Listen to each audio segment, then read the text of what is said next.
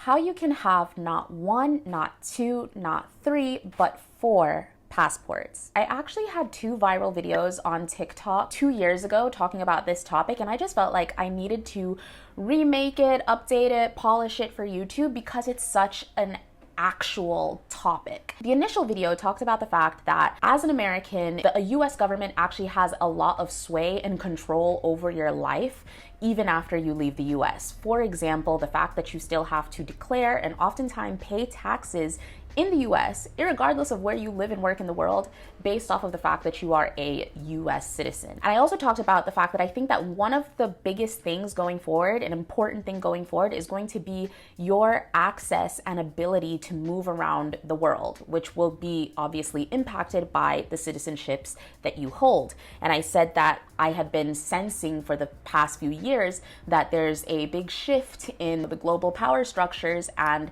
things are changing. And even those countries that we once looked at as having less powerful passports and being less appealing are going to be, who knows, more and more appealing. This video was from 2 years ago, and these were things that I've been talking about on my channel for at least 5-6 years now. Tell me that it is not still actual, if not more actual. If you're new here, my name is Tia, and I am a half Nigerian, half Jamaican, born and raised in America, American that has been living in Italy for the past 11 years. This channel is all about me talking about my life and times and experiences as this multifaceted person. In this video, I want to talk to you guys a bit about how citizenship works and how one person can end up with 4 or more passports. Most of the world falls into one of 2 categories, either jus soli, which means right of the soil, or jus sanguinis, which means right of the blood. In the first case, right of the soil, it means that your citizenship is passed on to you through the soil of wherever you're born. So that's where you'll find a country like the United States, which has like pure jus soli. If you are born in the United States, our constitution says that at the time of birth, automatically, no questions asked, you are a citizen of the United States of America. Then in the case of jus sanguinis, where your citizenship is passed through blood, that is when you will need to have a parent that is a citizen of that country to be a citizen of that country. It has nothing to do with where you're born. If your parent is a citizen of Italy, you can be born in China, you can be born in France. If your parents are Italian, you will be an Italian citizen at birth. If 2 Italian parents give birth in the US, their child will automatically have both Italian citizenship and American citizenship.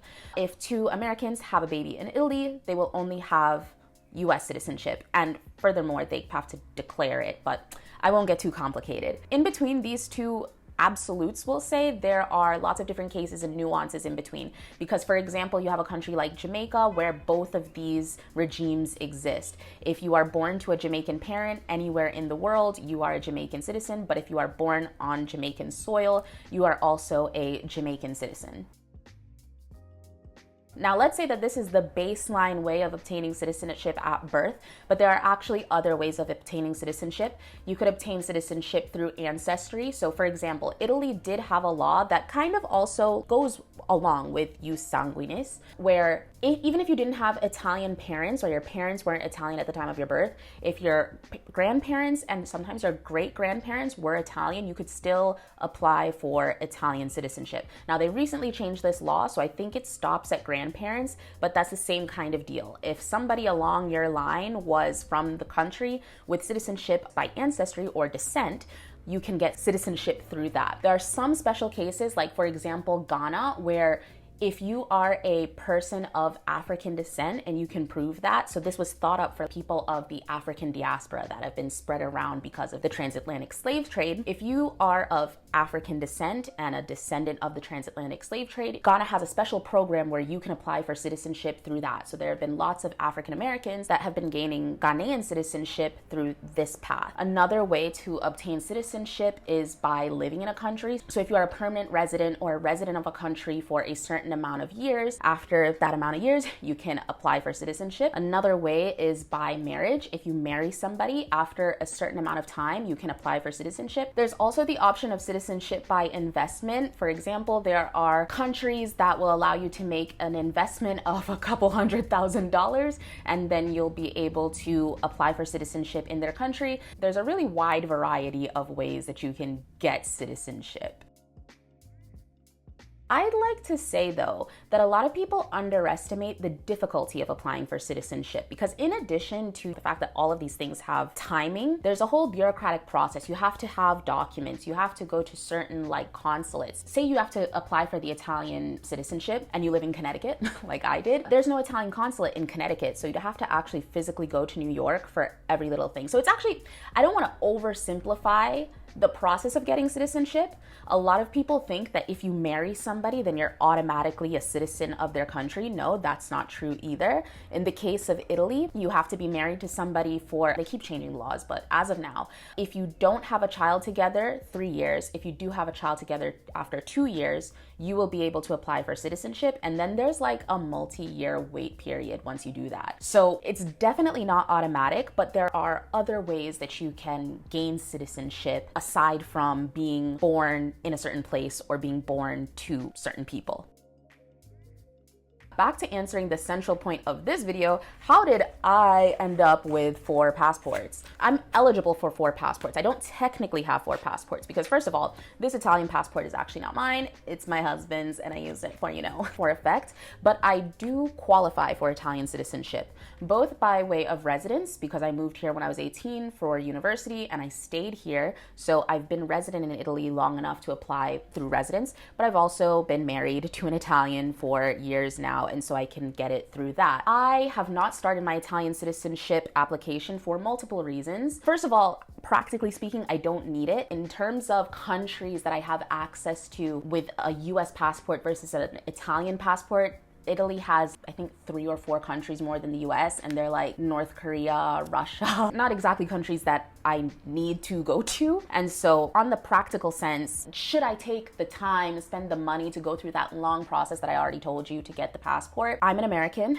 So as I mentioned in that first viral video on TikTok, my tax situation is a bit complicated, and getting the Italian passport while working and living in Italy would actually complicate my tax situation further. As of right now, I pay tax both in Italy and in the US. I have to have 2 accountants. It's always a mess, and I don't really want more of a mess every year when I'm filing my taxes. And lastly, from an ideological standpoint, I don't really want to participate in Italy's whole citizenship system because I don't find it to be fair. I find it to be exclusionary, and I find it to create problems and exacerbate problems that already exist in Italy. I have a friend, she's my same age, and on paper, we are basically the same person. We both have immigrant parents. We both are high performers. We both went to the top university here in Italy. We both work in good fields and make a good amount of money and pay lots and lots of taxes to Italy. But the difference is that I'm eligible for Italian citizenship and can get my Italian citizenship relatively easy, and she cannot,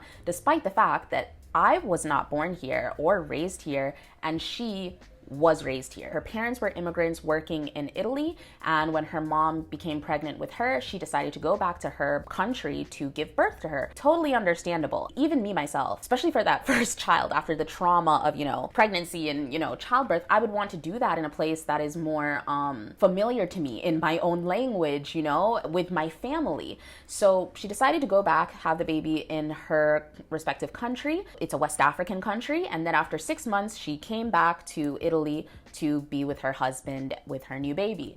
Now, fast forward 18 years, and Italy, like I said, it doesn't have jus soli, and Italy is very complicated when it comes to bureaucracy, but just to simplify it, in theory, if you're born in Italy to immigrant parents, you should be allowed to apply for Italian citizenship. And on your 18th birthday, you basically have a 1-year time frame where you have to get a bunch of documents. Most notably, you have to prove that you were a resident in Italy uninterrupted for 18 years. This is relevant because it's very common that the Italian city halls where these documents are don't take the proper care of the documentation. Sometimes documents will get lost, sometimes they just won't do the documentation. So you have a lot of cases where people will not be eligible for their Italian citizenship on their 18th birthday because there's like a 1-month gap in their 18 years of residence in Italy, or in my friend's case, a 6-month gap of their 18 years in Italy. In that case, you don't get citizenship at 18, but I guess you have to wait another 10 years and apply like any other random foreigner. There are literally 2 million Italiani senza cittadinanza, so Italians without citizenship right now. It's a huge political issue. I would be remiss, because I think this video is coming out around that time, to not mention the referendum that they are having in Italy right now to change this law. It won't fix the problem, it doesn't eliminate all the problems, but it would make it so that rather than waiting 10 years of residency, you can apply after 5 years. It would cut the time in half. And this would be very relevant for people like my friend, because without Italian citizenship, if you don't have that Italian shiny Western citizenship and you only have the citizenship of your parents from West Africa, that means you're going to be excluded from so many things. You're not going to be able to work public jobs in Italy because you need citizenship to work public jobs, and a lot of jobs in Italy are public jobs. You won't be able to go on school trips with your friends, and every few years you have to renew your residence permit, which, having done it myself, is a completely traumatizing and dehumanizing experience in Italy. So imagine that there are 2 million people in Italy right now that their lives are made unnecessarily complicated for no reason, because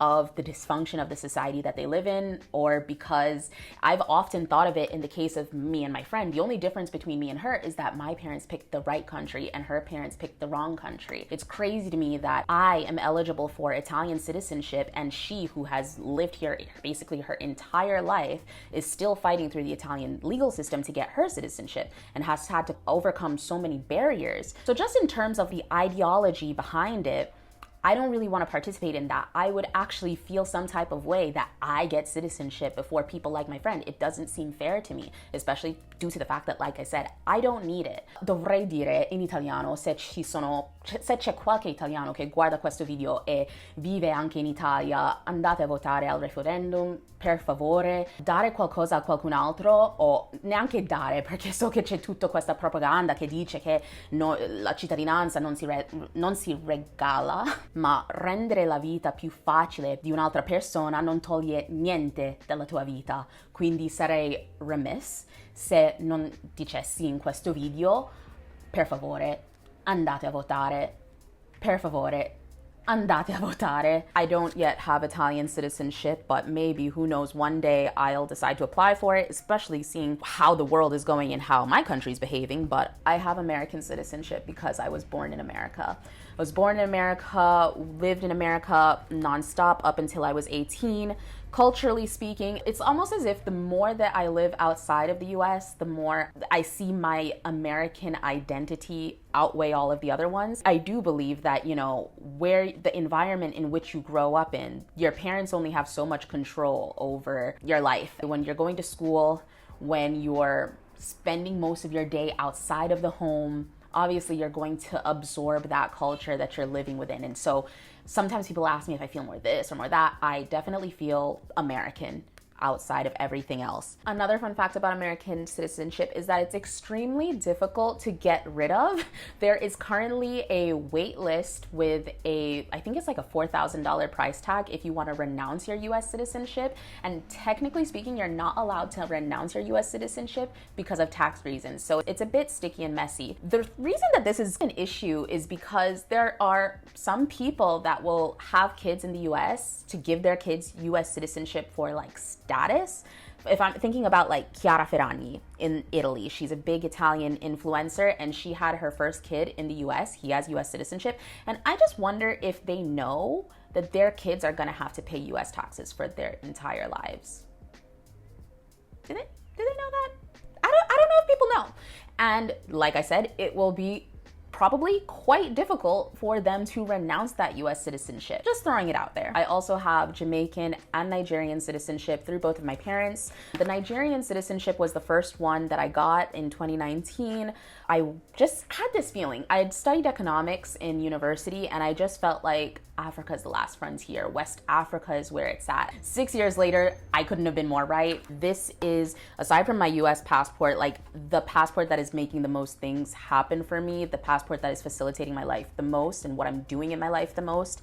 And yeah, that's my Nigerian citizenship. And I think 3 years ago, in 2022, or no, in 2023, I got my Jamaican citizenship, and it's just nice to have because I actually spent a lot of my childhood in Jamaica. I started school in Jamaica. I grew up with my Jamaican mom, and so I really feel like I was raised within Jamaican culture. After the American, I know I exhibit a lot of Jamaicanness. It's nice to have, even though I don't technically go to Jamaica that often, I'm still a Jamaican. Fun fact, I could go to Russia visa-free on my Jamaican passport because nobody hates Jamaicans. That is how I got my 3 and could get my 4th passport, how I could have 4 passports.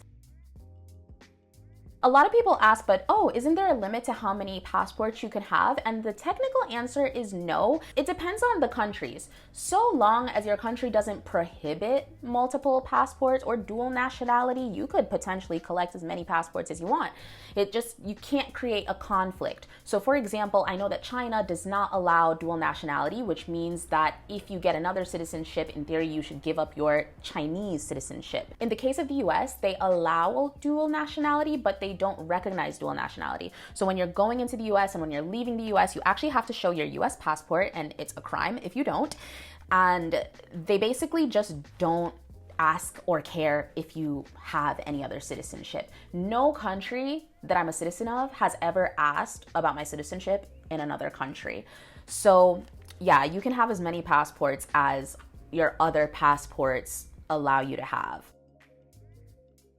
As you guys can tell from the length of this video, I find all of this stuff extremely interesting, extremely relevant, and extremely important information to know because, as I said, the world is changing and you really have to hedge for any sort of situation.